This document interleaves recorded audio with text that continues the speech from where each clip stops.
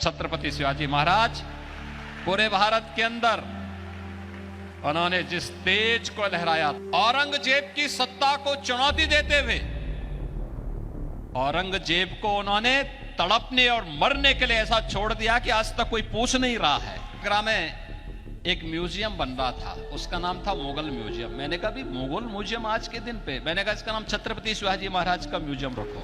और महाराष्ट्र वाले इसीलिए सौभाग्यशाली हैं,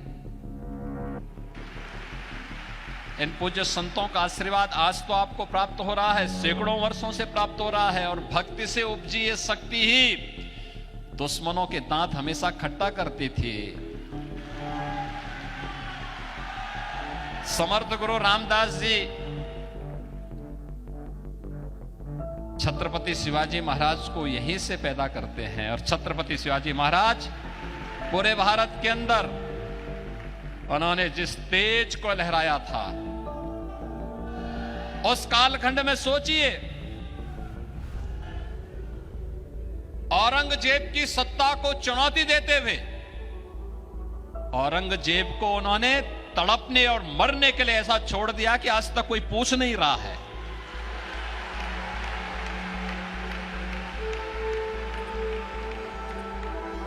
यह अद्भुत शौर्य और पराक्रम की धरती है, इसलिए है क्योंकि पूज्य संतों का सानिध्य प्राप्त हुआ। उनकी कृपा हमेशा यहां पे बरसती है। यहां के भक्तों ने अपने पूज्य संतों के सम्मान को जिन ऊंचाइयों तक पहुंचाया है, उसका परिणाम है कि शक्ति भी साथ साथ उनकी चलती है। और यह शक्ति का अद्भुत संगम छत्रपति शिवाजी महाराज के रूप में महाराष्ट्र के माध्यम से हम सबको देखने को मिलती है। यह मेरा सौभाग्य है कि जब मैं उत्तर प्रदेश में मुख्यमंत्री बना, आदरणीय प्रधानमंत्री जी ने जब मुझे दायित्व दिया तो मैं आगरा गया था। तो आगरा में एक म्यूजियम बन रहा था, उसका नाम था मुगल म्यूजियम। मैंने कहा भी मुगल म्यूजियम आज के दिन पे, मैंने कहा इसका नाम छत्रपति शिवाजी महाराज का म्यूजियम रखो। हमारा संबंध छत्रपति शिवाजी महाराज से है, हमारा संबंध मुगलों से नहीं है। और इसलिए छत्रपति शिवाजी महाराज के नाम पर जाना जाएगा ये म्यूजियम। और छत्रपति शिवाजी महाराज की स्मृतियों को वहां पर सजोने का कार्य पूरी भव्यता के साथ आज हम लोग उसको आगे बढ़ाने का काम कर रहे हैं।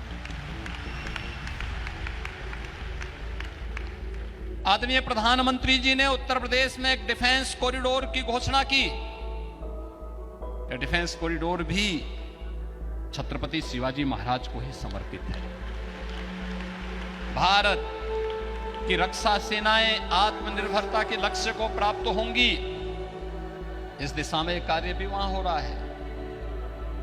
तो यहां पे तो शक्तियां भी जुड़ रही हैं और पूज्य संतों के माध्यम से भी भक्ति भी आपस में एक दूसरे का सानिध्य प्राप्त कर रही है। और इसी का परिणाम है, जब ये शक्ति मिलेगी, भक्ति और शक्ति का अद्भुत संगम होगा, तब 500 वर्षों की गुलामी की दास्ता से मुक्त होकर के अयोध्या में राम मंदिर का भव्य अद्भुत क्षण भी, वह अलौकिक क्षण भी हम सबको देखने को प्राप्त होता है।